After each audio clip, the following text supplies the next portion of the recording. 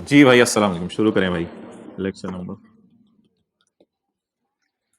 अच्छा जी, income from property का chapter निकालें।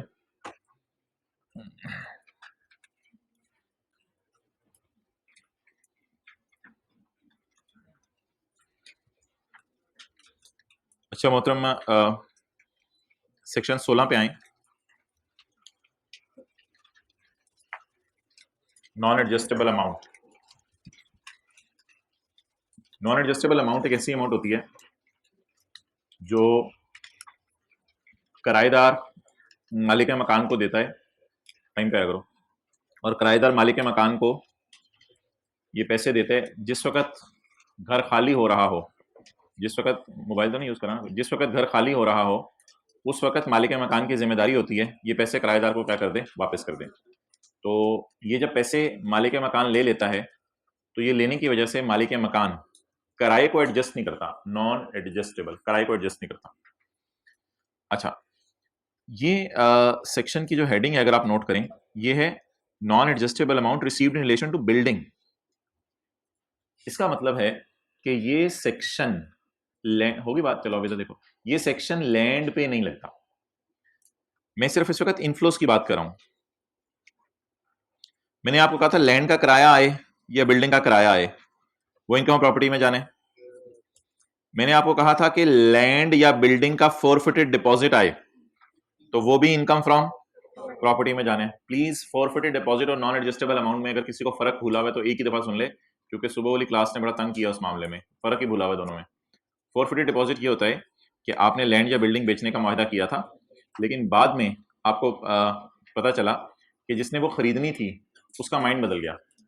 जब उसका माइंड बदल गया तो जो उसने आपको एडवांस दिया हुआ था वो आपने फोरफिट कर लिया, आपने कब्जे में ले लिया। That is forfeited deposit. और नॉन एडजस्टेबल अमाउंट एक बिल्कुल डिफरेंट स्टोरी है। उसमें आपने कोई बेचना नहीं है घर वगैरह, आपने अपनी बिल्डिंग किराए पे दी है। तो किराएदार ने आपको जो पैसे दिए हैं वो 6 लाख और 9 लाख वाली जो सारी स्टोरी थी, वो 6 लाख आपने आज ले लिए हैं। जिस वक्त वो किराएदार घर छोड़ के जाएगा आप उसे 6 लाख क्या कर देंगे, वापस कर देंगे। तो ये तीन चीजें ना इस चैप्टर के अंदर है। एक तो रेंट है, दूसरा फोरफिटेड डिपॉजिट है। फोरफिटेड डिपॉजिट को 10 से डिवाइड नहीं करना होता, ये पूरा इनकम में जाता है।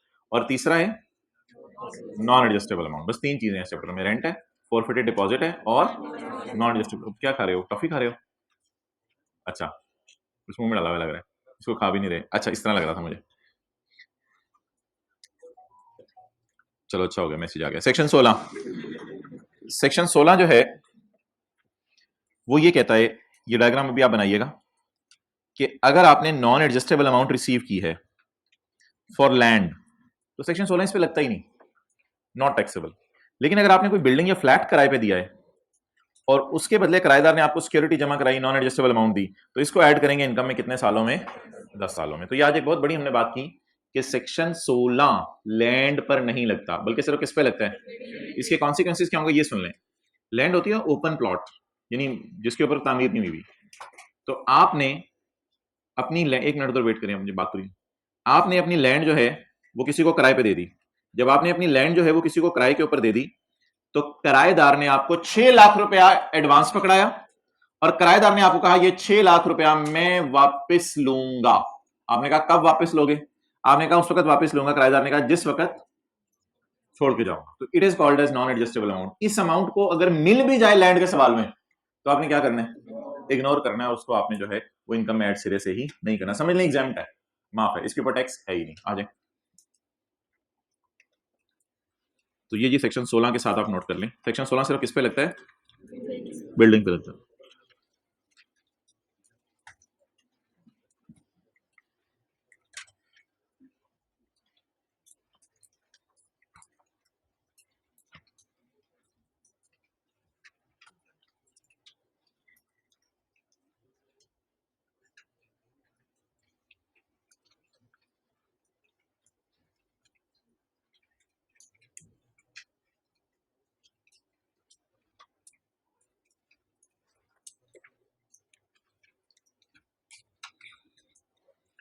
ओके,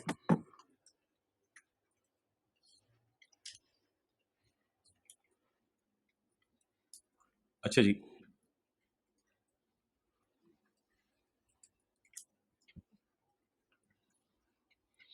अब अगली बात आपने बड़े गौर से सुननी है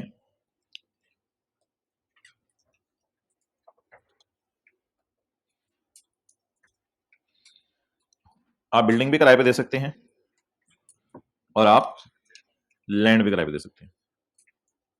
बिल्डिंग भी किराए पे दे सकते हैं और लैंड भी किराए पे दे सकते हैं। बिल्डिंग का मतलब है आपने तामीरी हुई चीज किराए पे दी, और खाली लैंड देने का मतलब है कि आपने बगैर तामीर के खाली लैंड किराए पे दे दी। अच्छा, अब अगर आपने बिल्डिंग किराए पे दी है तो आपको बिल्डिंग का क्या आएगा? रेंट आएगा। अगर आपने बिल्डिंग किराए पे दी है तो आपको बिल्डिंग किराए पे देने की वजह से नॉन एडजस्टेबल अमाउंट आएगी, वही जो 6 लाख रुपए और 9 लाख रुपए आया था।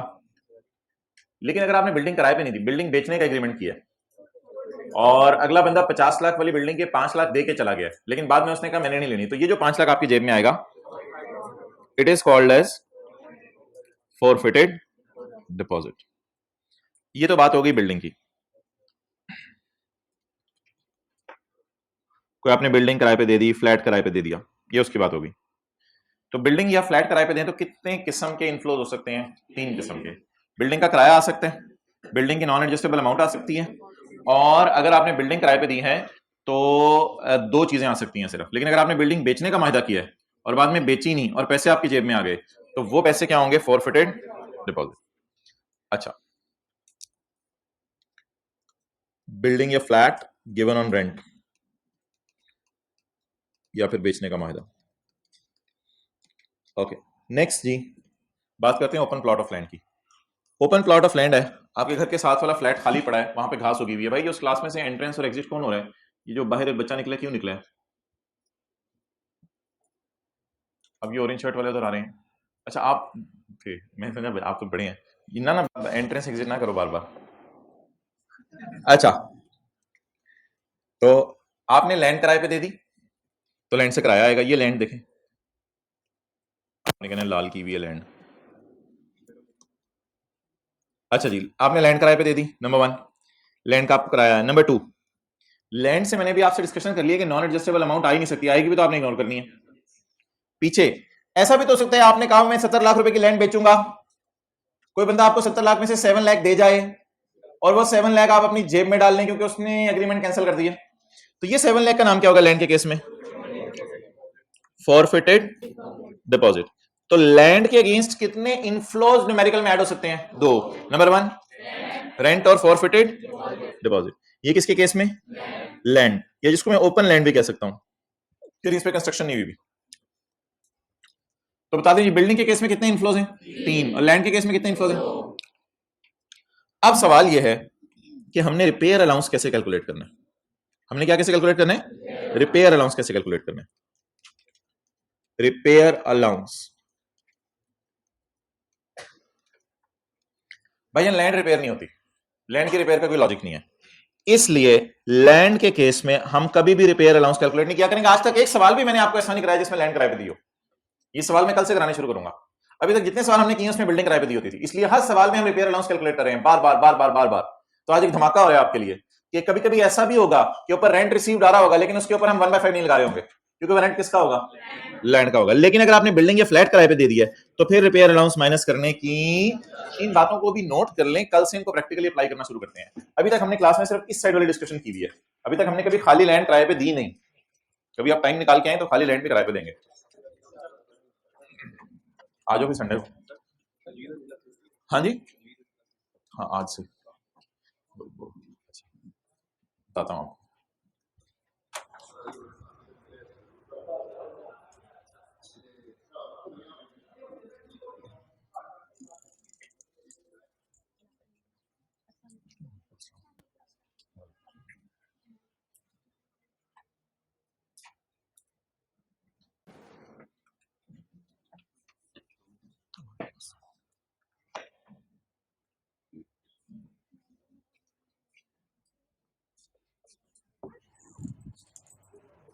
अस्सलाम वालेकुम।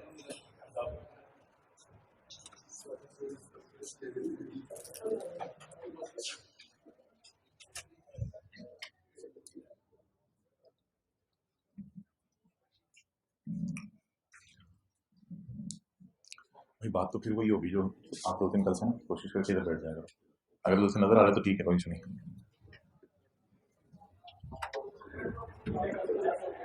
ओके,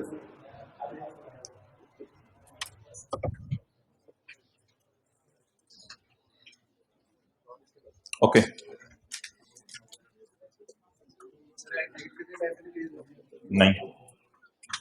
अच्छा भाई, अब रूल ये है कि अगर आप लैंड के बदले आपको ये वो जो 2 इनफ्लोज हो रहे हैं, इन पे आप रिपेयर अलाउंस नहीं कैलकुलेट किया करेंगे, क्योंकि लैंड रिपेयर होना कोई अजीब सी चीज है, लैंड नहीं रिपेयर होती अनलेस के कुछ स्पेशल सर्कमस्टेंस, फिर भी आप रिपेयर अलाउंस कभी माइनस नहीं करेंगे लैंड के केस में। और बिल्डिंग या फ्लैट अगर आपने किराए पे दिया हुआ है तो फिर उसकी जितनी भी फिगर्स मिल रही हैं उसमें आपने फिर लॉजिक नहीं सोचनी कि फोरफिटेड डिपॉजिट के पीछे आप घर जाके लॉजिक सोचेंगे, कोई रिपेयर की लॉजिक इसके पीछे बनती कोई नहीं। लेकिन इसको छोड़ें, बस लॉ मेकर की जो बात कर रहा होता है उसको एज इट इज फॉलो करते हैं। बिल्डिंग के केस के अंदर आपने इन तीनों चीजों के ऊपर रिपेयर अलाउंस कैलकुलेट करना है, बिल्डिंग के केस में करना है और लैंड के केस में नहीं करना। अच्छा जी, आखिरी कॉन्सेप्ट जी हमारा page 5, treatment of advance adjustable against rent. Treatment of advance adjustable against rent.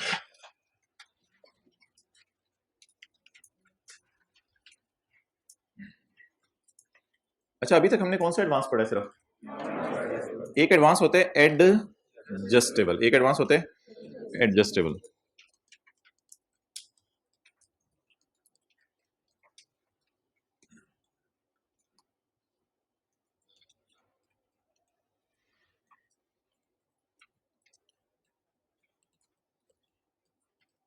Non adjustable भी होता है और एडजस्टेबल भी होता है। नॉन एडजस्टेबल पे सेक्शन 16 लगेगा।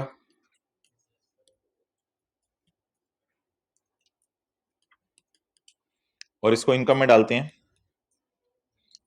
लिख दूं 1/10 करके। उसकी क्लास में एक भाई परेशान हो गए थे 1/10 कहां से आ गया। 10 सालों में इनकम में डालते हैं ना, अगर नहीं अच्छा लग रहा तो कोई नहीं। Add in income in 10 years, ऐसे ही है। एडजस्टेबल एडवांस आज तक सवाल में कभी नहीं आया था, इसे हमने इग्नोर करना है। एडजस्टेबल एडवांस को इग्नोर करना है। No, what is adjustable advance? Adjustable against rent, adjustable against, और वो था नॉन एडजस्टेबल अगेंस्ट रेंट। आपने जो है वो घर किराए पे दिया, तो किराएदार ने आपको किराया 12 महीने का देना है, 12 लाख। आपने कहा, आप दोनों देखो नोट कर रहे हो, बाकी क्लास नहीं करी क्योंकि वो समझ रहे हैं, उनको पता है नोट करने का टाइम दिया जाएगा। चलिए अभी भी कुछ नोट कर रहे हैं, वो इधर देखिए। आपने घर किराए पे दिया, आपको पता है 12 महीने का किराया आना है 12 लाख। आपने किराएदार से कहा कि भाई जुलाई अगस्त सितंबर साल के जो पहले 3 महीने हैं इनका किराया मुझे एडवांस में दे दो। उसने अब वो 1 लाख 1 लाख 1 लाख 3 लाख रुपया बना के आपको एडवांस में दे दिया। अब क्या हर महीने के एंड पे मालिक मकान किराया लेने आएगा या नहीं लेने आएगा? नहीं लेने आएगा। इसको कहते हैं एडजस्टेबल एडवांस। जैसे कि कॉलेज में जिन्होंने फिजिकल में एडमिशन लिया वो कराते हैं प्री इनरोलमेंट। अब 20,000 फीस है तो उन्होंने 4,000 की करवा दी प्री इनरोलमेंट। अब जिस वक्त बकाया फीस ये देने जाते हैं तो फर्ज करें बाकी इन्होंने सोचा पूरे 16,000 इकट्ठे दे दूं, लमसम रिजल्ट का इंतजार नहीं करता, इंशाल्लाह मैं पास हूं, तो इन्होंने कहा पूरे मैं 16,000 दे दूं। तो अब जब ये पैसे निकालने लगेंगे तो कॉलेज वालों को कहेंगे 20,000 में से 4,000 एडजस्ट करो आप, ताकि मुझे बकाया कितने देने पड़े? सिर्फ 16,000 देने पड़े। तो इसको कहते हैं एडजस्टेबल एडवांस। एडवांस का मतलब आपने क्लासेस शुरू होने से पहले ही पैसे जमा करा दिए हुए थे, आपको ये भी नहीं पता था टीचर ने तो जिंदा रहना या नहीं रहना, लेकिन आपने माशाल्लाह इतना नेक गुमान किया हुआ था, आपने क्लासेस शुरू होने से अच्छा गुमान था ना, हाँ, तो आपने क्लासेस शुरू होने से ऐसे क्यों कर रहा? अच्छा, तो आपने क्लासेस शुरू होने से पहले ही पैसे जमा करवा दिए हुए थे। तो अब ऐसी सूरत में उन पैसों का नाम क्या है? एडवांस। लेकिन जब आप फाइनल फीस पे करने आए तो आपने उस 4,000 को क्या करवाना है? एडजस्ट करवाना है। इसे कहते हैं एडजस्टेबल एडवांस। और कई लोग तो जज्बात में आके वो 4,000 देते हुए पूछ भी लेते हैं कि जब हम फीस देंगे तो ये एडजस्ट हो जाएगा ना उसके साथ, तो इसको कहते हैं एडजस्टेबल एडवांस। ये जरा मैं इसकी एक एग्जांपल कराता हूं, फिर आप नोट कीजिएगा बाद में इसको। मिस्टर उमर ने अपना घर किराए पे दिया है, किस दिन भाईजान?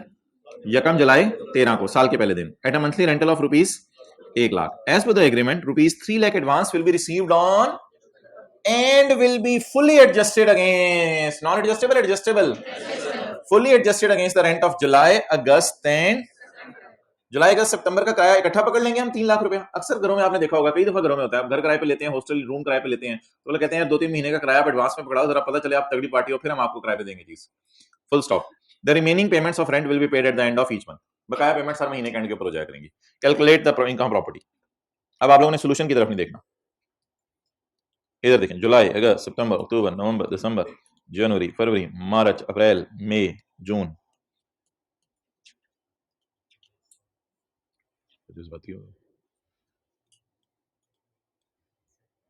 अच्छा मोहतरम, इस महीने का किराया, इस महीने का किराया और इस महीने का किराया आपने किस में मांग लिया? एडवांस में मांग लिया। तो अब 1 लाख 1 लाख 1 लाख इधर कितना मालिक मकान के जेब में आ गया। अब इसके बाद जुलाई के सितंबर में आप किराया नहीं पे करेंगे, और अब किराया कब से पे करना शुरू करेंगे? अक्टूबर, नवंबर, दिसंबर, जनवरी, फरवरी, मार्च, अप्रैल, मई, जून, ये एक एक लिख रहा हूं मैं। अब हर महीने मालिक मकान की जेब में कितने आया करेंगे? 1 लाख रुपया। अब किराएदार इस दिन मालिक मकान को कितने पकड़ा देगा? इस दिन जब मालिक मकान आएगा और मालिक मकान आके कहेगा जुलाई का किराया दो, तो किराएदार देगा पुत्र पीछे देख, ओ सॉरी यार, मुझे तो मैं ले चुका हूं, चलो ठीक है, अल्लाह हाफिज। अगस्त में दोबारा मालिक मकान आ गया, भाईजान किराया दो, किराएदार ने कहा पुत्र ये जो पैसे दिए हुए हैं ये भी तुझे दिए हैं, ओ सॉरी यार। और सितंबर के अंदर जो है वो मालिक मकान बड़े गुस्से में है, बस कर दे यार, मुझे कोई किराया दे दे। ओ तेरी मेहरबानी भाईजान, ये देखें ये आपको जो मैंने पैसे दिए हैं ये, ओ हाँ यार पता नहीं मुझे नहीं भूलने की बीमारी है। अक्टूबर के अंदर मालिक मकान बंदे लेके आया, भाईजान होन नहीं, अब मैं पीछे नहीं देखूंगा, अब तू नीचे उतर। अब ये सड़क के ऊपर आया और इसने 1 लाख रुपया पकड़ाया, सर सॉरी सर मादरत, अब से तो मैंने आपको किराया देना है। तो इसका मतलब है 3 महीने का जो किराया है वो आपने किस में पकड़ लिया था? ये 3 लाख आपने वापस करने किराएदार को जब वो छोड़ के जाएगा? नहीं नहीं नहीं, ये तो किराया आपने एडवांस में पकड़ा हुआ है। अच्छा पेपर में आपने ना, कोई ठोकर में बैठा होता है, कोई किसी मैरिज हॉल में सुना बैठा होता है पेपर देते हुए, तो जहां भी आप बैठे हो, ठीक है, जहां भी आप बैठे हो, पेपर में आपने इस 3 लाख को करके आगे चले जाना है। इस 3 लाख को आपने इग्नोर करना है, और आपने दीवाना भर पकड़ने महीने का रेंट। आपने 3 लाख को इग्नोर करना है और आपने महीने का रेंट पकड़ना है। महीने का रेंट कितने जी? जब आप 1 लाख को 12 से मल्टीप्लाई कर देंगे तो सारा बीच में आ जाएगा ऑटोमेटिकली।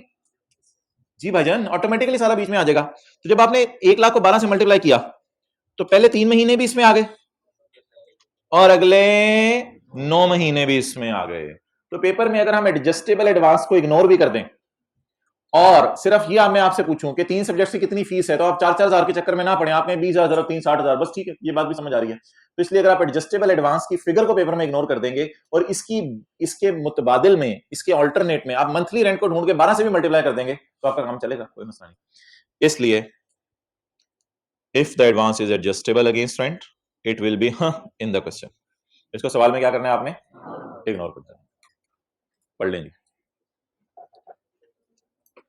सवाल, पढ़ लें, उसका सोल्यूशन पढ़ लें, फिर वो डायग्राम में खोलता हूं, डी डायग्राम में खोलता हूं, सवाल और सोल्यूशन पढ़ लें जरा।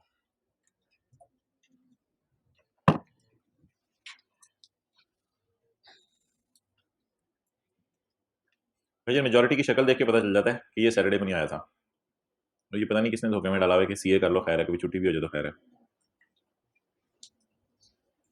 तो इस धोखे से बाहर निकल आए।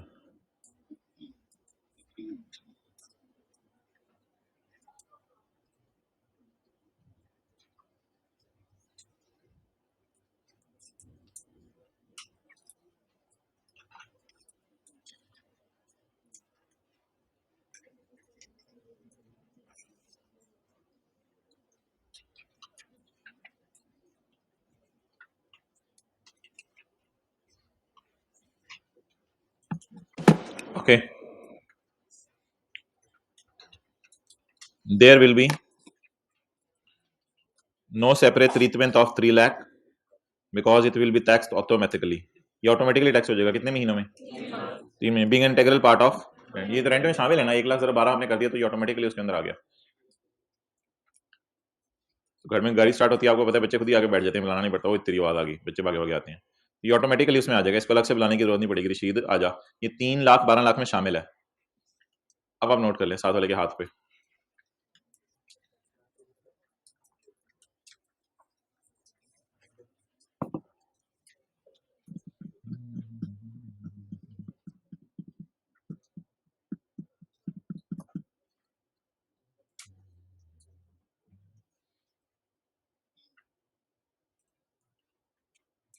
इट्स वेरी नाइस कि आपने सुबह से ही इतवार को ना प्लानिंग कर ली थी। चैप्टर 4 भी रिवाइज हो गया और साथ आपने प्रॉपर्टी भी रिवाइज कर लिया। सेक्शन 15 ये तो थोड़ा लेंथी था, 2-3 दफ़ा याद करके लिख भी लिया होगा, क्योंकि ऑब्वियसली आगे तो फिर टाइम नहीं मिलना आने वाले दिनों में। अब आगे जो अगले चैप्टर्स हैं वो तो अपना ही बोझ लिए हुए हैं, तो ये बहुत अच्छा आपने संडे को ना प्लान माशाल्लाह ज़बरदस्त गुजारा, बहुत अच्छा किया आपने। साथ साथ ये जो आप पढ़े हैं ना, ये इंशाल्लाह आपको फायदा देगा।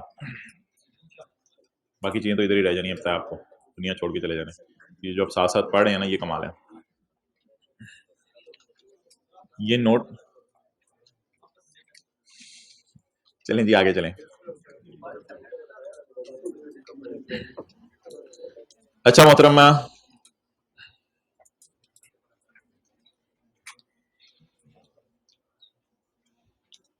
भाई कुर्बानियां देखिए करनी पड़ती हैं, ऐसे नहीं होता। आप कुछ शेयर करें कोई कुर्बानी, तो मैं शेयर करना शुरू करता हूँ, फिर मैं शेयर करता हूँ। कुछ बच्चे ना शादियों के चक्कर में ना क्लासें छोड़ देते हैं, और पता चलता है कि शादी कजन के कजन की थी, कजन के कजन की, आगे पता नहीं कहाँ, तो कुछ दूर का रिश्ता था, उसके लिए बुला लिया था, पर उन्होंने सर इनकार तो होता कोई नहीं। तो वैसे फैसलाबाद के अंदर ना एक शादी आ गई, मेरी कज़न की थी। तो अब वो मुझे समझ नहीं आया कि दोपहर की शादी है, और अब मैं क्या करूँ, क्लास भी नहीं छोड़ी जा सकती, ज़ाहिर बात है, बच्चे तो क्लास छोड़ने नहीं देते आजकल के। नहीं, मैं पढ़ाता था, मैं पढ़ता नहीं था, ये पढ़ाने वाली बातें कर रहा हूँ। पढ़ने वाली बताऊँ तो वो तो तू हैरान हो जाए। पढ़ने वाली बता देता हूँ। 2 साल में होता था ना कैफ, 2 साल में, तो तकरीबन 2 साल में सिर्फ एक दफ़ा मैं क्लास में लेट हुआ था, और वो जो मेरा दोस्त था वो परेशान हो गया था, निकाह को मसला हो गया लगता है, ये कैसे हो सकता है कि लेट हो जाए। तो 2 साल में मुझे नहीं याद पड़ता ये क्लास में भी लेट हुए हों कभी। तो क्लास छोड़ना तो बहुत जिगरे की बात है, ये हम लोगों की बात नहीं है। ये जो क्लास छोड़ते हैं ना, इनके अंदर तो एक पर लगे होते हैं कसम से। अच्छा चलें, छोड़े वो फैसला वाली स्टोरी पूरी कर लें। बहरहाल फिर मरते क्या ना करता है, घर वालों को मैंने इधर ही गाड़ी पे बुला लिया, फिर हम जुमा पढ़ के निकले। जोहर में शादी थी वैसे, तो जुमा पढ़ के निकले, फिर हम क्लासें पढ़ा के सारी। तो उधर कोई 3:45 पे हम पहुंचे, जिस वक्त लोग बाहर निकल रहे थे। तो लेकिन अब क्या करते हैं, अब बच्चों को तो नहीं ये कह सकता ना कि मेरे कज़न की शादी है तो मैं क्लास छोड़ रहा हूँ, कहना मुनासिब भी नहीं लगता। आप इतने 100-200 बंदा इधर बैठा हुआ है, मैं आपसे कहूँ मेरी ज़रा, तो इसलिए फिर कुर्बानी तो करनी पड़ती है। फिर ऐसे सूरत में ये होता है कि उन रिश्तेदारों के घर आप कभी इतवार को चले जाएँ, ज़रा दोबारा टाइम स्पेंड करते हैं, वो भी ज़रा खुश हो जाते हैं, अच्छा यार इनकी मजबूरी थी। तो उनको बता दो, अब सीए इतने लोगों को करा रहे हैं तो क्या करें। सीए करने वाले भी फ़िक्र मंद है, कराने वाले भी। और फिर वहीं एक गुजरांवाला में भी शादी थी, फिर वहाँ से ये अटेंड की, फिर उसके बाद 5 बजे निकले, फिर गुजरांवाला गए, फिर अगले दिन सुबह आके क्लासें नॉर्मल। तो क्लासों की रूटीन नहीं आपने छेड़नी होती। चलें जी, सीए करके तो ज़्यादा सरदर्दी शुरू हो जाती है, करवाना तो ज़रा ज़्यादा मुश्किल है, करना शायद आसान है। ओके, चलें ठीक है, ये बातें तो खत्म नहीं होती, आगे चलें। सर मेहरुद्रा अक्सर कहते हैं कि मेरे इलाके वाले कहते हैं कि ये तुम क्या उधर पढ़ा रहे हो, कि ये तुम जो है वो जनाजों पे भी बस मौके पे पहुंचते हो और जनाजा पढ़ के भी निकल जाते हो, कोई गांव के अंदर फोत भी हो जाए तो ये क्या क्या तुम लोगों ने लाहौर में शुरू किया हुआ है। तो अच्छा चुप, बात बढ़ जाएगी। पेज नंबर 3 पे आ जाएं, पेज नंबर 3 पे आ जाएं।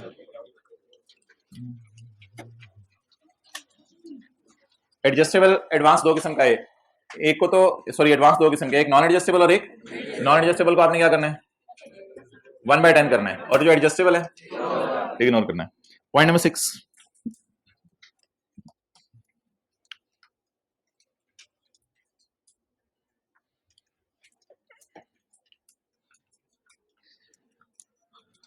अच्छा भाई ये एक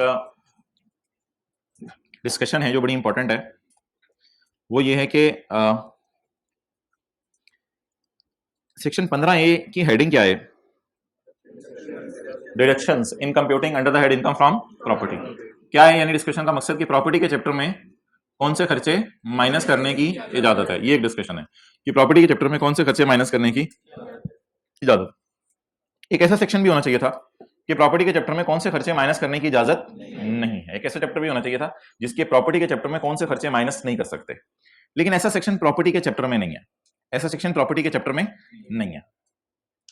एक चैप्टर है बिजनेस का, उसमें ऐसा सेक्शन है, बिजनेस का चैप्टर है, उसमें ऐसा सेक्शन है कि कौन से खर्चे बिजनेस के चैप्टर में माइनस करने की इजाजत नहीं।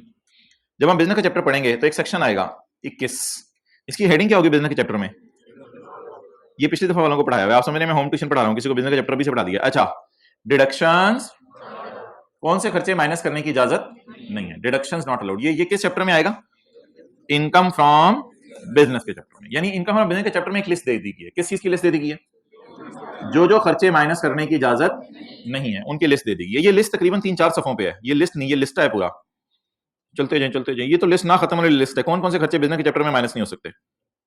मिसाल के तौर पे जैसे फाइन आपने पे किया है, कोई हुकूमत का कानून तोड़ा, तो फाइन का खर्चा शायद आपकी नजर में तो एक खर्चा है, लेकिन बिजनेस के चैप्टर में इसको हम कहेंगे माइनस करने की इजाजत, हालांकि एक जेन्युइन खर्चा है आपका, लेकिन फिर भी आपको माइनस नहीं करने दिया जाएगा। अच्छा, अब बिजनेस के चैप्टर में ना एक लिस्ट दी हुई है कौन से खर्चे माइनस करने की इजाजत नहीं है। आप मुझे आप ये बताएं लाइन पढ़ के कि ये बात आपको समझ आ रही है। सेक्शन 21 अभी मैंने आपको पढ़ाया है, ये लाइन आपको समझ आ रही है पॉइंट 6 वाली? बड़े को हाथ खड़ा करके उर्दू तर्जुमा करें, हाथ खड़ा करके उर्दू तरजीह बताएं। एक मिनट, अब पहले इनको बताने दें। हाँ बताएं जी। एक्सेलेंट जी मोहतरम जी। अच्छा अच्छा मोहतरम, अब घर के अंदर जो है वो माशाल्लाह 6 बच्चे हैं, कर लें 6 कर लें, घर में 6 बच्चे हैं। तो पुराना पाकिस्तान वाले साहब ने जो है वो वाले साहब ने बच्चों को बुला के, बड़े बच्चे को बुला के ये कहा, बेटा घर के अंदर ये काम आपने नहीं करना। घर के अंदर आज के बाद कोई गेम खेलता हुआ नजर ना आए, घर के अंदर आज के बाद कोई इंटरनेट की फरमाइश करता हुआ नजर ना आए, घर में इंटरनेट नहीं लगेगा, कभी भी नहीं लगेगा। ये कोई 2-3 रूल जो है ना, ऑफलाइन गेमें भी नहीं खेल सकते, ऑनलाइन नेट भी नहीं चला सकते। अच्छा जी, अब्बा जी ने ये 2 रूल बना दिए, ठीक है, बच्चों के फ्यूचर को सामने रखते हुए। तो अब्बा जी ने ये 2 रूल बना दिए। अब ये किसको बताए हैं? बड़े भाई को। अब सारे भाइयों को बार बार बुला के, सारी बहनों को बार बार बुला के बताने की जरूरत नहीं है, बल्कि उन सबको खाने के टेबल पे कहते हैं जो बड़े को कहा था वो उसी से पूछ लेना। सिमिलरली कोई इस तरह की बात लॉ मेकर ने यहां की है। अब लॉ मेकर के सामने सैलरी का चैप्टर भी था, प्रॉपर्टी का चैप्टर भी था, बिजनेस का चैप्टर भी था, कैपिटल गेन का चैप्टर भी था, अदर सोर्स का चैप्टर भी था। हर चैप्टर के अंदर अगर वो एक लिस्ट बनाता कि ये जो खर्चे माइनस करने की इजाजत नहीं है, तो वो लिस्ट बड़ी लंबी चौड़ी हो जानी थी। उसने लिस्ट सिर्फ एक चैप्टर में डाली है। किसकी? बिजनेस के चैप्टर में। किसकी लिस्ट डाली है? जो खर्चे माइनस करने की इजाजत नहीं, उस तरह का खर्चा, उस नेचर का खर्चा अगर आपने किसी भी चैप्टर में कर दिया, ये लाइन प्रॉपर्टी के चैप्टर में हम पढ़ेंगे, यही लाइन कैपिटल गेन के चैप्टर में पढ़ेंगे, कल इंशाल्लाह पढ़ेंगे यही लाइन कैपिटल गेन के चैप्टर में, यही लाइन अदर सोर्स के चैप्टर में पढ़ेंगे। लाइन यही लिखी होगी क्या कि एक चैप्टर है जिसका नाम है बिजनेस, बिजनेस के चैप्टर में एक लिस्ट दी हुई है, वो लिस्ट क्या है? कौन कौन से खर्चे बिजनेस के लिए माइनस नहीं कर सकते। अगर उस तरह का खर्चा प्रॉपर्टी में किया, यानी आप बिजनेस इनकम कमा रहे हैं, कोई फाइन पे करना पड़ गया कॉलेज वालों को, कॉलेज वाले माइनस नहीं कर सकते। इसी तरह आपने घर किराए पे चढ़ाया हुआ, आपने कोई 2 नंबरी कर दिया, हुकूमत ने फाइन लगा दिया, ये कौन से किराएदारों को ले आए हो? इन किराएदार के पास आईडी कार्ड ही नहीं है, पता नहीं किस इलाके से ट्रांसफर होकर आपके पास आए हैं। तो आपने इनकम प्रॉपर्टी कमाते हुए कोई हुकूमत का जुर्म किया, उस जुर्म की सजा में आपको फाइन पे करना पड़ा, वो फाइन माइनस करने की इजाजत। तो जो खर्चे बिजनेस के चैप्टर में माइनस करने की इजाजत नहीं है, उस तरह का खर्चा अगर प्रॉपर्टी के चैप्टर के अंदर किया तो भी माइनस करने की इजाजत नहीं है। कल इसके ऊपर दोबारा जरा तफसील से बात होगी, बस एक दफा पढ़ लें इसको, आसान सी बात है। डिडक्शंस, मोबाइल की तरफ नहीं देख रहे, ज्यादा अटेंटिवली मोबाइल की तरफ देख रहे हैं लोग। The deductions which are not allowed under the head income from, वो खर्चे जो बिजनेस के चैप्टर में माइनस नहीं किए जा सकते, will also not be allowed under the head. इसको जरा उर्दू में लिखें, क्योंकि कुछ लोग क्लास के बाद आते हैं ये पॉइंट दोबारा पूछते हैं, इसको उर्दू में लिखें। बिजनेस के चैप्टर में नॉट अलाउड की लिस्ट दी हुई है, बिजनेस के चैप्टर में नॉट अलाउड की लिस्ट दी हुई है। उस तरह के खर्चे, उस तरह के खर्चे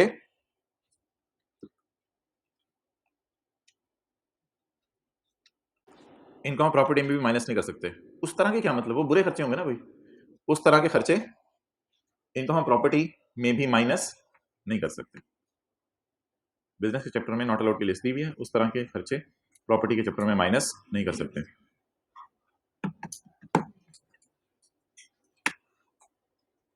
ओके चलें जी, वो निकाल लें।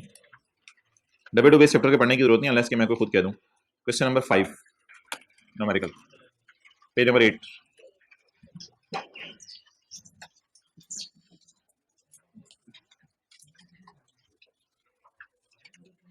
बशीर भाई एंड जमील भाई jointly own house in Karachi. ये जो पास पेपर के 4 क्वेश्चन है ना, 1 2 3 4, इसके नीचे है 5वां। ऑन यकम सितंबर 2003 the house was let out at सालाना किराया ऑफ 65 लाख। ये किराया कौन सा है? सालाना या माहाना? सालाना। को होंठ ला दें किराए में है तो सालाना, फुल स्टॉप। दिस अमाउंट, इसमें शामिल है 1,80,000 per month for utilities, cleaning and security. इसमें उसका भी इनफ्लो शामिल है। वो घिसा पिटा सवाल है, वो अंग्रेजी जो सारे सवालों में होती है। इस साल ओनर ने, ये टैक्स ईयर 2024 कर लें, इसको 24 समझ लें, टैक्स ईयर 2024 समझ लें 4 की बजाय। During the year 2024 the owners, वही 2024 ही बनेगा ना, जगह सितंबर 2023 के बाद जो तारीख आएगी 30 जून 24 की आएगी। तो या पॉइंट खोल लो या बंद कर दो। During the year 2024 the owners incur the following expenditures in relation to house. Owner ने ये खर्चे किए हैं, खर्चे वही आ रहे हैं। यूटिलिटीज वाला खर्चा कहाँ माइनस होगा? 1,86,000 वाली फिगर में से, और रिपेयर, इंश्योरेंस और collection charges income from property में से माइनस हो जाएंगे। तो ये वही घिसा पिटा सवाल है जो हम क्लास में करते रहे हैं। Bashir and Jamil have no other source of income, all the above expenses are incurred by them jointly, calculate tax liability of mister Bashir and Jamil. जी बता दें सवाल में मसला के जिस वजह से मैंने आपको पढ़ाया। हाँ, इसमें घर 10 महीने किराए पर है।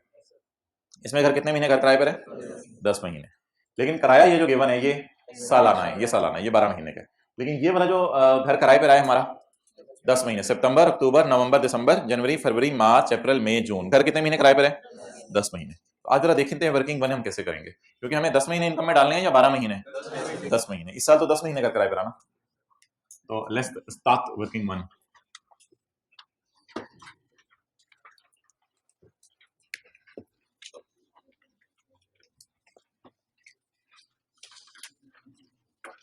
मुझे टोटल रेंट बता दें जो सवाल में अवेलेबल है 12 महीने का। ये एनुअल है ना, तो 12 महीने का, तो इसलिए एनुअल का मतलब 12 महीने का। टोटल रेंट जो सवाल में गिवन है डेट इज 650000। मुझे 12 महीने का चाहिए या 10 महीने का? चलें कैलकुलेटर निकाल लें। 10 महीने का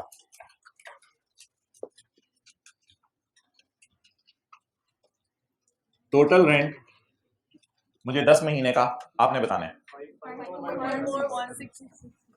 यहां लिख दो इंटू 10/12, या नीचे अलग से जरा शो कर दो, अलग से शो कर दें। चलें भाई फरमाने अलग से जरा शो कर दें खूबसूरत सा करके, इस तरह कर देते हैं फिर भाई की फरमाइश पे। 65 लाख। देखे देखे देखे देखे नोट बाद में कर लीजिएगा। अगर ये 12 महीने का है तो मुझे कितने महीने का दे दो? Divided by 12 multiplied by 10। जी क्या जवाब आ गया? तो फिर आखिर में 7 लगा दें, राउंड करके आखिर में 7 लगा दें। अब आप मुझे ये बताएं, नोट बाद में करने दिया जाएगा। अब आप मुझे ये बताएं, मैंने इसके साथ टोटल क्यों लिखा है? ये तो 10 महीने का, तो टोटल क्यों लिखा है?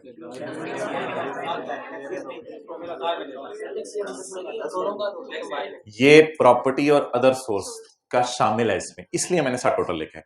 It is still total, it is still total. क्या आपको पता है कि ये जो भी फिगर्स हैं 65 लाख की, ये 65 लाख की जो फिगर है इसमें अदर सोर्स का किराया शामिल है। अब अगर इसको मैं इसमें से 186 माइनस कर देता, वो फिर और बात थी। 186 टाइप को फिगर माइनस करता ना, तो वो मैं कहता फिर टोटल में से अदर सोर्स माइनस हो गया, प्रॉपर्टी बच गया। अब मैंने इसमें से 186 टाइप को फिगर भी माइनस नहीं की। मैंने क्या किया है, मैंने कहा है कि ये 12 महीने का किराया और ये 12 महीने का प्रॉपर्टी अदर सोर्स दोनों का है। तो जब इसको 10 महीने का करूंगा तो भी तो प्रॉपर्टी अदर सोर्स दोनों का किराया बाहर आएगा ना, और क्या आएगा? तो ये किराया जब 12 महीने का प्रॉपर्टी अदर सोर्स का है, क्या आप एग्री करते हैं ये 12 महीने वाली फिगर प्रॉपर्टी और अदर सोर्स दोनों की है? कैसे? This amount include. तो ये जो 65 लाख वाली फिगर है, does it include property and other source? Include वाला सोर्स ने लिखा हुआ है। Is it of 12 month? Yes. तो जब ये 65 लाख 12 महीने का है, तो जब इसमें मैं 10/12 लगा दूंगा तो ये प्रॉपर्टी और अदर सोर्स में अलग अलग हो गया या ये मंथ वाइज अलग अलग हो गया? अब इसमें से 10 महीने हमारे साल के निकल आए, अगले साल इसको 2/12 कर लेंगे। अगले साल क्योंकि अगले साल का भी तो 2 महीने का किराया हमने किसी ना किसी इनकम में डालना है। तो फिलहाल इस 65 लाख में से कितने महीने बाहर निकाल लें? 10 महीने। और आप अगर इसको गिराएंगे तो 65 लाख गिर के 30 लाख में नहीं आ जाएगा, सिर्फ 2 महीने आपने बाहर निकालने हैं, पीछे 10 महीने आ गए तो 5 और 1 667। That is total rent of 10 months. Total means property का भी शामिल है इसमें। अब हमारा सवाल बिल्कुल आसान सा हो गया। अब जो पिछली क्लासों में हम करते थे वो करेंगे बस। अब तो कुछ भी नहीं रहेगा, अब सवाल में जान ही नहीं रहेगी। इसको अलग करते हैं, इसमें अदर सोर्स और प्रॉपर्टी। आप बता दें जब ये दोनों का 10 महीने का है तो इसमें अदर सोर्स का कितने महीने का पड़ा होगा? 10 महीने का इंटू 10 मंथ्स। क्या फिगर आ गई?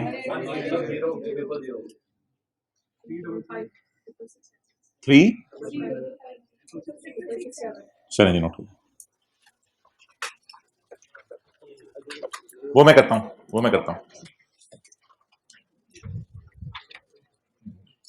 यार आप ही कर दो, देखो होता है। आपको गर्मी लग रही है? अच्छा यार आप फिर पीछे आ जाओ, पीछे आ जाओ, चादर रख लो बैग में। सलाम।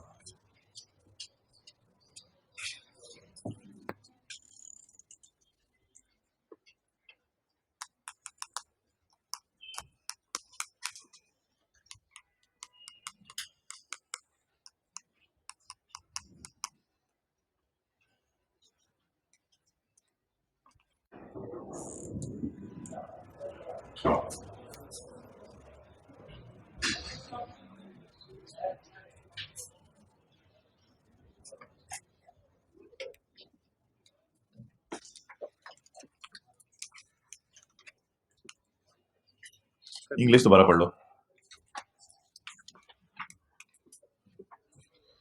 टाइम होके बैठे हो थोड़ा इधर हो जाओ। चलो ठीक है।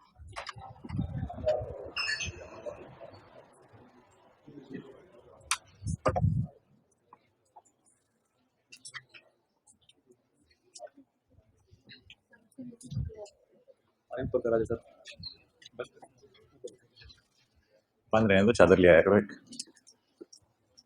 कल से चादरें चेक होंगी। कितने की आ जाती है वो पिशावर वाली आप चादर? 1500 की? नहीं थोड़ा बेहतर कर ले, अच्छी वाली ले ली मोटी तरह। 2500। चलें जी आगे चलें भाईजान। Question number 5। आप क्या करते हो इससे पहले? अच्छा जी, calculate tax liability of Bashir and Jamil for tax year 2024। Tax year 2024 की बशीर और जमील की टैक्स लायबिलिटी। अच्छा वो जो डायग्राम उधर बनाई है वो बात अलग है, सवाल के अंदर ये अंग्रेजी समझना ये भी एक अलग टास्क है, तो इसलिए सवाल को जरा दोबारा पढ़ लें। घर का किराए पे दिया है यकम सितंबर को, तो उसूली तौर पे इसे 10 महीने का किराया देना चाहिए था हमें सवाल में, लेकिन कितने महीने का किराया दे रहे हैं? 12 महीने का किराया दे रहे हैं। इसमें 186 तो इसमें शामिल नहीं है, ये तो पर मंथ है यानी, तो इसमें 186 किसका शामिल है? अदर सोर्स का। तो अब अगर ये एनुअल है तो इसमें प्रॉपर्टी अदर सोर्स दोनों शामिल है क्योंकि इंक्लूड दर्ज लिखा हुआ है। अब अगर इसको मैं अलग करना चाहूं तो इसका तरीका ये है कि मैं इसको मंथ वाइज एलोकेट कर दूं। कैसे एलोकेट करूं मंथ वाइज? मैं कहूं अगर ये 12 महीने का तो मुझे कितने महीने का दे दो। अब क्या मैंने 186 को छेड़ा है या सिर्फ मैंने मंथ्स को एलोकेट किया है? तो स्टिल अदर सोर्स वाला इसमें पड़ा रहा है। अब ये अदर सोर्स वाला है और प्रॉपर्टी वाला भी है, ये दोनों इसके अंदर शामिल है। अब जब ये दोनों इसमें शामिल है तो इसमें से अब जब ये फिगर 12 महीने की थी, ये फिगर 10 महीने की हो गई, तो इसमें 10 महीने का ये अदर सोर्स का पड़ा होगा। तो अब ये 10 महीने का प्रॉपर्टी का किराया आ गया और ये 10 महीने का, पहले हमने मंथ वाइज एलोकेशन कर दी, फिर हमने हेड वाइज, पहले मंथ वाइज कर दी फिर हेड वाइज कर दी। लेकिन अगर कोई खुदा ना खासा पेपर में इस तरह चल पड़े, चलने से तो कोई नहीं हो सकता, कुछ आपको पता है इस तरह में चलते हैं, किस तरह वो ऐसा करे कि पहले हेड वाइज एलोकेट कर दे, तो ये आपने नोट नहीं करना, मैं सिर्फ आपके समझने के लिए कर रहा हूं। टोटल रेंट 12 मंथ का कितना है? ये सालाना किराया, सालाना किराए में 12 महीने की फिगर शामिल होंगी 10 महीने की? सालाना में तो 12 महीने की शामिल होंगी। तो 186,000 के साथ उसने ये नहीं लिखा एनुअल पर मंथ है, तो इसमें जो है वो क्या 186 10 दफा शामिल होगा या 186 12 दफा? जब वो किराया एनुअल है तो इसमें 186 भी एनुअली शामिल होगा। तो अगर कोई बंदा पेपर में इस ट्रैक पे चल पड़े कि पहले मैं इसमें अदर सोर्स सेलेक्ट करूं और प्रॉपर्टी, तो भी कोई हर्ज वाली बात नहीं है, इसमें कोई ब्लेंडर नहीं है कि अदर सोर्स से प्रॉपर्टी अलग अलग कर दें। कैसे अलग अलग करेंगे? ये फिगर एनुअल है, ये 12 मंथ्स है, ये फिगर एनुअल है, तो जब ये फिगर एनुअल है तो 186,000 इंटू 12,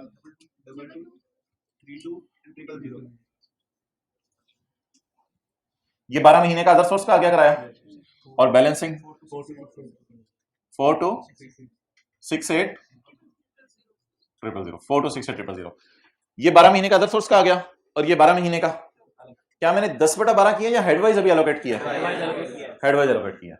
अब अगर इसको मैं 10/12 कर दूं कि ये 12 महीने के मुझे 10 का मिल जाए, और इसको मैं 10/12 कर दूं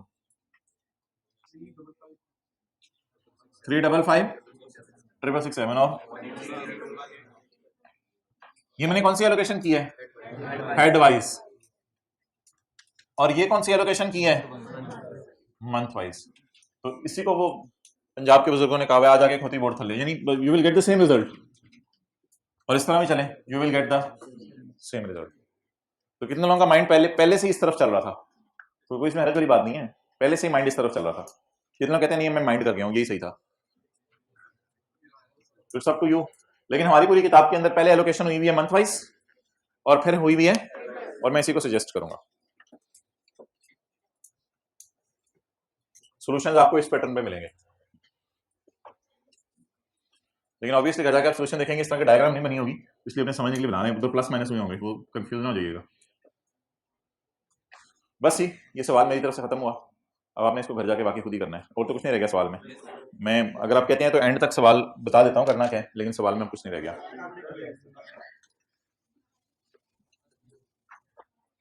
अच्छा अब सवाल में रह क्या गया है ये देखते हैं इधर, इनको क्या करना है? इनको करना है 10/12, इनको करना है सबको 10/12। ये अल्लाह का शुक्र है ऑलरेडी हमारे साल के हैं, ड्यूरिंग द टैक्स ईयर 24। अगर खुदा ना खासा इनके साथ भी एनुअल लिखा होता, ईयर का मतलब साल नहीं होता, ईयर का मतलब ये ना कि ईयर का मतलब साल होता है, उसने कहा ड्यूरिंग टैक्स ईयर, यानी 30 जून पे ब्रेक लगाई है उसने, ड्यूरिंग टैक्स ईयर 24 यानी 30 जून तक ये खर्चे हुए हैं, तो ये ऑलरेडी 10 महीने के हैं, इनको कुछ करने की जरूरत नहीं है। अब आप करेंगे क्या, घर जाके वर्किंग 2 करेंगे, लेकिन मैं वर्किंग 2 इधर ही कर रहा हूँ टाइम सेव करने के लिए अपना जरा। आप वर्किंग 2 करेंगे और इसमें से माइनस करेंगे 6,50,000 ऐसा ही, ये वाला ये माइनस कर देंगे और इधर रिपेयर अलाउंस इसकी जगह माइनस करेंगे, ये पूरा माइनस करेंगे, इधर देख रहे हैं ना साथ साथ, ये माइनस करेंगे और ये लोअर ऑफ करके माइनस करेंगे, तो वर्किंग 2 ये हो जाएगी, जो भी हो वर्किंग 2 ये कर लें, एक फिगर, दो फिगर, तीन फिगर, ये वर्किंग 2 हो जाएगी, फिर इससे वर्किंग 3 हो जाएगी। ये जो टोटल आएंगे इसको ग्रॉस रिसीट कहेंगे, इनको डिडक्शंस कहेंगे। ये जो टोटल आएगा इसको फिर एंड पे एक और काम करना है आपने, 75% और 25% में अलग अलग कर देना है।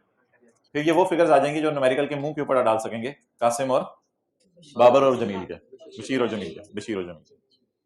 तो इट इज हाउ, जिस तरह हमने लास्ट क्लास में मूव किया था, अगर आप आए थे उसमें। तो बड़ा जुल्म करते हैं आउटस्टेशन वाले अपने ऊपर, चलो परेशान हो रहे होते हैं, ये फुल टाइम का काम है सीए।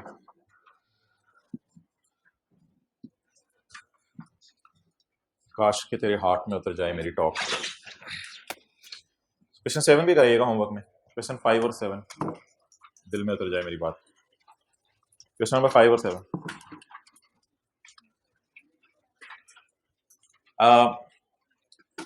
जरा चेक करें आपके साथ वाले ने कहां पे लिखा है 5 और 7। मुझे वो वाला साथ वाला बताएं जिसने 5 और 7 को टिक कर लिया।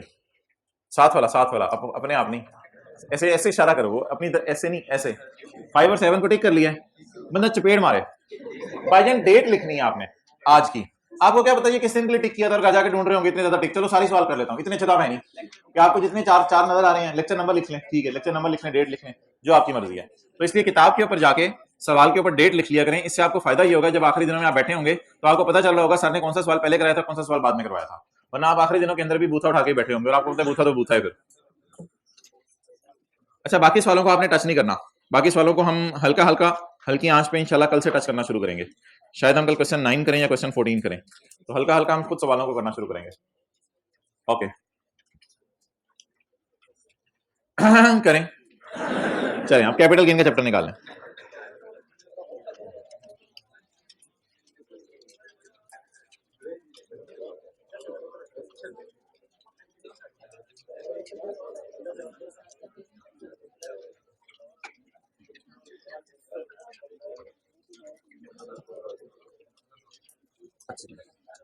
कैपिटल गेन का जो चैप्टर है वो यहां से शुरू नहीं हुआ कि कैपिटल गेन में कौन कौन सी चीजें आएंगी। कैपिटल गेन का चैप्टर उल्टा शुरू है, जो बताने लगे कैपिटल गेन के चैप्टर में कौन कौन सी चीजें नहीं आएंगी। तो इंस्टेड ऑफ कि जैसे वो चैप्टर शुरू हुआ था इनकम प्रॉपर्टी का, कि उसमें रेंट आना था, नॉन एडजस्टेबल अमाउंट आनी थी, फोरफिटेड डिपॉजिट आना था, तो वो वहां से शुरू हुआ था क्या क्या चीजें मेरे में आनी है। लेकिन ये चैप्टर शुरू है क्या क्या चीजें मेरे में नहीं आनी। तो क्या क्या चीजें चैप्टर में आनी है वो इंशाल्लाह 15 मिनट बाद बात करेंगे। अभी क्या क्या चीजें चैप्टर से हम बाहर निकालने लगे हैं वो हम बात करने लगे हैं।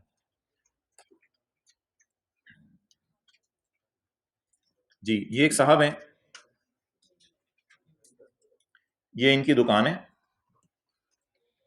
और ये इनका घर है।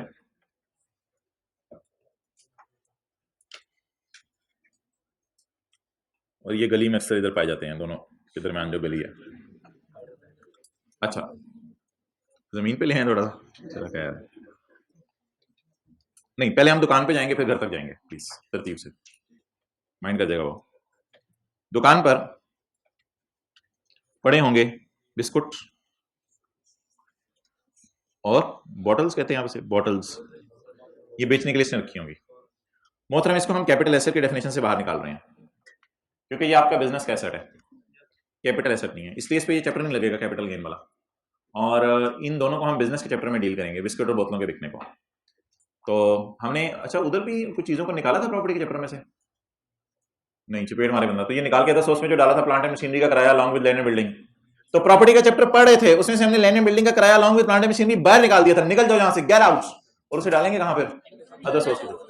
और अभी अभी थोड़ी देर पहले आपकी आंखों के सामने हमने रेंट फॉर कनेक्टेड सर्विसेज को हमने इनकम फ्रॉम प्रॉपर्टी में से निकाल के कहां डाला था, अदर सोर्स में डाला। तो इसलिए मोहतरम, मशीन वाली बात में पहले किया। तो मोहतरम, अगर मैं दुकान के ऊपर कोई स्टॉक बेचने के लिए रखा हुआ है, इसे कहते हैं फॉर सेल, फॉर यूज। दुकान पे जो बिस्किट पड़े हुए हैं और बॉटल्स पड़ी हुई हैं किस लिए हैं, फॉर सेल, नहीं पीने के लिए नहीं है, दुकानदार पी के खत्म किया जाए, पी के खत्म किया जाए, पीने के लिए हद होगी यार, दुकानदार पीने के लिए कहां से पड़ी हुई है, फॉर सेल पड़ी हुई है, पूरी बात किया करो कस्टमर के पीने के लिए। अच्छा तो ये दुकान पे चीजें फॉर सेल पड़ी हुई हैं। अच्छा आपको बोतल बड़ी पसंद आए, आपको बिस्किट बड़ा पसंद आए, बड़े आप इंजॉय करें, आप दुकानदार को कहें यार ये पक्का भी उतार के दे दे, ये भी पैक कर दो, will he do it for you? He will मार अ स्लैप, वो आपको चपेट मारेगा, he will beat you like anything with डंडे सोटे। तो कहेगा भाईजान ये भाईजान फर्नीचर की दुकान नहीं है, ये इलेक्ट्रिसिटी की चीजों की दुकान नहीं है, तुम किधर आ गए हो भाईजान, कहीं और जाओ पंखे लेने हैं तो जाओ जीएफसी, तुम्हें रास्ता दिखाता हूँ, जीएफसी फैन लो जाके। ये पंखा जो है वो जहेज में भी मिला था, तो इसलिए मोहतरम वो कहते हैं दुकानदार ये पंखा फॉर यूज है, ये पंखा क्या है, फॉर यूज, फॉर सेल, ये पंखा है फॉर यूज।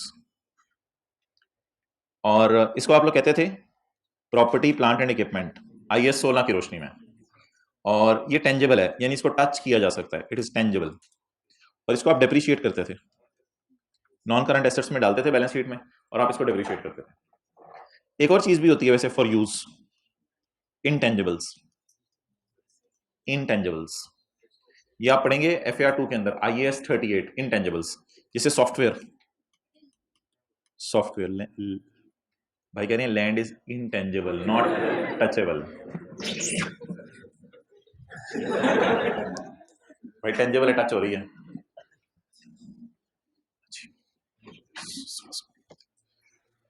अच्छा जी, इनको ना अमोर्टाइज करते हैं, बोले जरा, टेंजिबल की बहन का नाम इनटेंजिबल, यार हाथ दोगी तो थोड़ी सी अकल भी लगा लिया करें कभी, टेंजिबल की बहन का नाम इनटेंजिबल, हार्डवेयर की बहन का नाम सॉफ्टवेयर, डेप्रिसिएशन के भाई का नाम अमोर्टाइजेशन, अमोर्टाइजेशन सारे एक ही बरादरी के, सारे बच्चे हैं। तो टेंजिबल का लफ्ज, और क्या आप दुकान के ऊपर जाते हैं तो दुकान के ऊपर आजकल आपने देखा होगा कि वो स्कैन कर रहे होते हैं प्रोडक्ट, और स्कैन करते हैं तो कंप्यूटर हार्डवेयर भी पड़ा होता है और उसमें सॉफ्टवेयर भी होता है। क्या वो दवाइयों की दुकान के ऊपर आप अक्सर जाएं तो ये चीज आपको मिलती है, तो क्या दवाइयों के साथ आपको वो कंप्यूटर हार्डवेयर सॉफ्टवेयर भी बेच देंगे? नहीं बेचेंगे, because that is for use and that is not for sale, sale के लिए, फॉर यूज के लिए। अच्छा इन चीजों पे कौन सा चैप्टर लगेगा वैसे, टेंजिबल्स, इनटेंजिबल्स, इन पे कौन सा चैप्टर लगेगा? बिजनेस का चैप्टर लगेगा ना, ये दुकान के अंदर चीजें पड़ी हुई हैं, तो इसलिए इनको भी हम कैपिटल एसेट की डेफिनेशन से क्या कर रहे हैं, बाहर निकाल रहे हैं। उनको किस चैप्टर में डील करेंगे? इनकम फ्रॉम बिजनेस के चैप्टर में डील करेंगे। क्लियर? अच्छा अगली बात, क्या दुकान के अंदर सिर्फ पंखा ही टेंजेबल है, या दुकान में आप जनरल स्टोर के ऊपर चले जाएं तो वहां पे शेल्फ्स भी लगी होंगी, वहां पे फर्नीचर भी बैठने के लिए पड़ा होगा, मालिक के बैठने के लिए या एम्प्लॉइज के बैठने के लिए कुर्सियां भी पड़ी होंगी, या कस्टमर्स के बैठने के लिए भी कुर्सियां पड़ी होंगी, तो वो सारी चीजें भी क्या हैं? टेंजेबल, वो टेंजेबल आइटम्स हैं, और उनको दुकानदार इस्तेमाल कर रहा होता है, बेचने के लिए रखी होती है, इस्तेमाल कर रहे होते हैं। दुकान पे AC लगे होंगे, वो भी क्या होंगे? टेंजेबल होंगे। तो ये सारी चीजें हमने किसकी डेफिनेशन से बाहर निकाल दी? Capital asset. क्यों निकाल के इसको कहां डालेंगे? बिजनेस के चैप्टर में। अच्छा अब ना इसके घर तक चलते हैं। घर में जाके ना आपने एक अजीब सा काम करना है, बात जरा सुन लें। घर में जाके ना आपने जितनी चीजें घर में पड़ी हैं उनको ना आपने हिला के देखना है, बस हिला के देखना है। अगर वो हिलेबल है यानी हिल रही हैं, तो आपने उनको कैपिटल एसेट की डेफिनेशन से निकाल देना है। बस घर में जाना है आपने, घर में जाके आपने हर चीज को हिला के देखना है। अगर वो हिल जाए, गाड़ी हैंड ब्रेक खोल के लानी है, अगर वो हिल जाए तो बस ये नोट कर लो। अभी घर तक जाते हैं, मुझे मिसालें ना दे देना, अच्छा इसकी को मिसाल दे दें, इसकी को मिसाल दे दें। अभी ये घर के अंदर तक जाएंगे हम।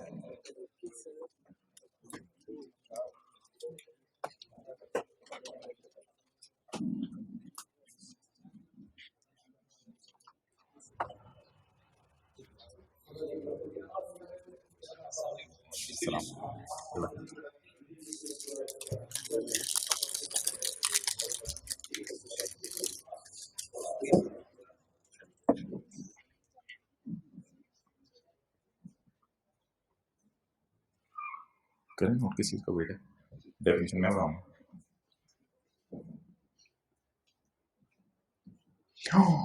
तोबा तोबा तोबा तोबा, नोट्स किधर हैं नए वाले? कैपिटल गेन का चैप्टर बदल गया, जमीन आसमान की चेंज आ गई है। ये देखो कहाँ लिखे हैं, सब डिलीट हो गए, ये पॉइंट 3 का डिलीट हो गया, उससे सारे सोल्यूशन बदल गए, सब खराब हो गए।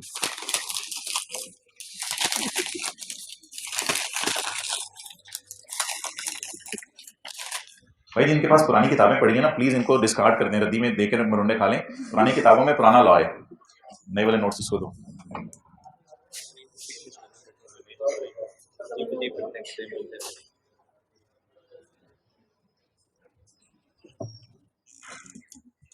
आप और आप दोनों ने ना जो इनमें से बोले क्लास के दौरान उसका नाम मुझे लिख के दे देना है।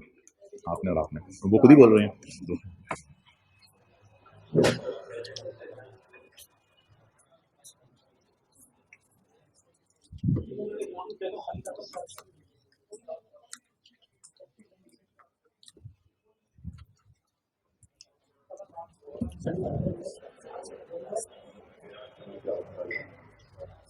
दरवाजा बंद कर दो जरा।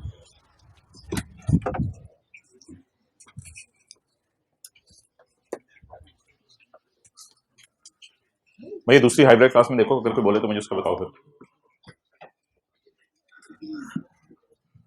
ओके चलें जी, घर तक चलते हैं।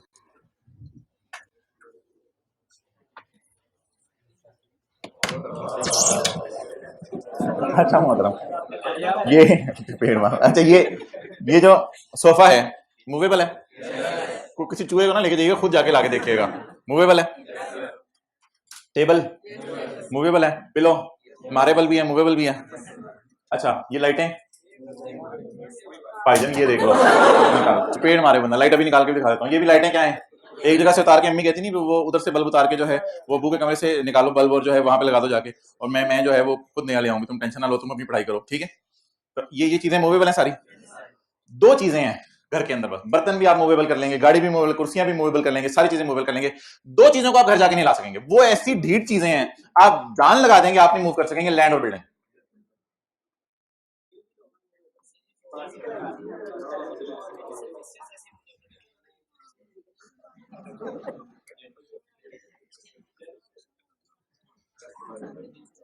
अच्छा जी, तो बस दो चीजें घर में ऐसी हैं, क्या है? लैंड और बिल्डिंग। उसको आपने क्या समझना है जी?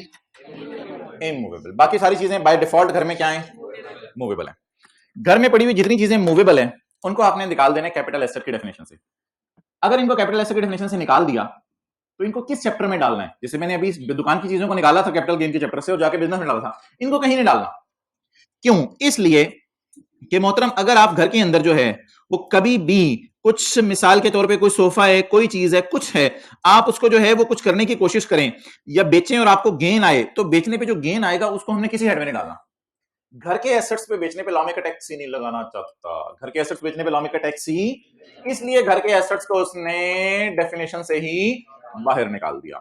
तो अब तीन चीजें ऐसी हैं जिनको हमने कैपिटल एसेट की डेफिनेशन से बाहर निकाला है, दो दुकान में से, एक घर में से, एक घर में से। आज आपने सबसे पहला काम ये करना है, बिस्मिल्लाह पढ़ के घर जाके पिलो को हिलाना है, अगर पिलो हिले तो आपने परमानेंट मार्कर से उस पर लिख देना है नॉट अ कैपिटल एसेट।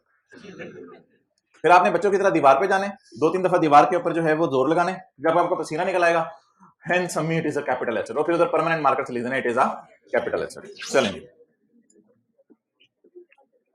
कुछ लोग भी घर वाले साथ बैठ के सुन रहे होते हैं, ओ तेरी खैर। चलें जी, कैपिटल एसेट होगी बात। चलें, capital asset means property of any kind, हर किस्म की प्रॉपर्टी जो भी बंदे के पास है। अभी तक मैंने कोई कैपिटल एसेट की फिर भी मिसाल नहीं दी आपको। कहते हैं capital asset is property of any kind, चाहे वो बिजनेस से कनेक्टेड है या नहीं, उससे कोई फर्क नहीं पड़ता। कहता है मुझे कोई फर्क नहीं पड़ता चाहे वो आपकी बिजनेस की है या नहीं है, मैं सबकी बातें कर रहा हूं। बट डज नॉट इंक्लूड, ये तीन चीजें कैपिटल एसेट नहीं है। कौन सी? Stock held for the purpose of bottles of biscuits, तो जो बिजनेस के लिए रखी हुई है, stock held for the business. Consumable stores held for the purpose of business. नहीं बोलना नहीं उस क्लास में प्लीज, वरना कल से फिर मुझे चेंज करनी पड़ेगी। Consumable stores held for the purpose of business. Consumable stores ये होते हैं, जैसे डॉक्टर साहब की आप क्लिनिक के ऊपर चले जाएं, तो डॉक्टर साहब भी तो कारोबारी कर रहे हैं, क्लिनिक जो चला रहे हैं, अपना बिजनेस ही कर रहे हैं ना। तो वहां पे कोई जो है वो चीज कंज्यूम हो गई, कॉटन है, कॉटन इस्तेमाल होगी और फेंक दी। अब कॉलेज वालों के पास आ जाए, तो कॉलेज वाले भी बिजनेस कर रहे हैं, तो कॉलेज के अंदर आके ये आपने ऐसे निकाला, पसीना आया नहीं हुआ था, ऐसे निकाला आपने, फिर भी जेब में डाला, ये कंज्यूम हो गया, खत्म हो गया। कंज्यूमेबल ये होता है, कंज्यूमेबल बस काफी हो गया। तो कंज्यूमेबल चीज, जो चीजें इस्तेमाल हो जाए, जो चीजें क्या हो जाए, इस्तेमाल होकर बस खत्म हो जाए, गायब हो जाए, तो उनको कहते हैं कंज्यूमेबल चीजें। तो कॉटन लिख सकते हैं आप, इसकी एक मिसाल डॉक्टर की, उसके ऊपर क्लिनिक पे। मेडिकल स्टोर के लिए शायद कॉटन कंज्यूमेबल ना हो, मेडिकल स्टोर में तो कॉटन बेची जा रही होगी, तो मेडिकल स्टोर के लिए कॉटन स्टॉक होगी, लेकिन डॉक्टर की क्लिनिक पे शायद कॉटन कंज्यूमेबल हो, कंज्यूम, जो चीज कंज्यूम हो जानी है बस इसको क्या कैपिटल एसेट कहना, टिश्यू पेपर को। और raw material held for the purpose of business. Raw material तो शायद आप लोगों ने स्टॉक की डेफिनेशन में ही पढ़ा होगा इंट्रो में, raw material, work in progress, finish goods, शायद ये लफ्ज पढ़ा हो, तो ये तो स्टॉक की डेफिनेशन में आ जाता है। तो अगर होंडा एटलस कार के लिए आप बात करें तो जो टायर है वो रॉ मटेरियल है, तो वो टायर जो रॉ मटेरियल है वो तो बिजनेस के एसेट है ना। तो तीन चीजें जो बिजनेस में यूज हो रही हैं वो कैपिटल एसेट नहीं है। Number 1 stock held for business, consumable stores held for business, and number 3 raw material held for business. चलें जी आगे, पॉइंट नंबर बी। अच्छा, दोनों क्लासों में ना किसी भी साहब को नोट्स जो है वो टांगों पे रखने की जरूरत नहीं है। नोट्स आपने इधर रखने हैं, वरना जब आप नीचे देख रहे होते हैं तो मुझे पता नहीं चला तो आप नोट्स देख रहे हैं, मोबाइल को यूज कर रहे हैं। मैं यही ज्यूम करूंगा आप मोबाइल यूज कर रहे हैं। Point number B,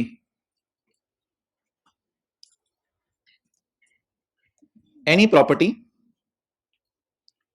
for which are depreciation और अमोर्टाइजेशन। अच्छा, डेप्रिसिएशन और अमोर्टाइजेशन इनकम्स होती हैं या खर्चे होते हैं? खर्चे होते हैं। For which depreciation amortization is allowed under the head income from.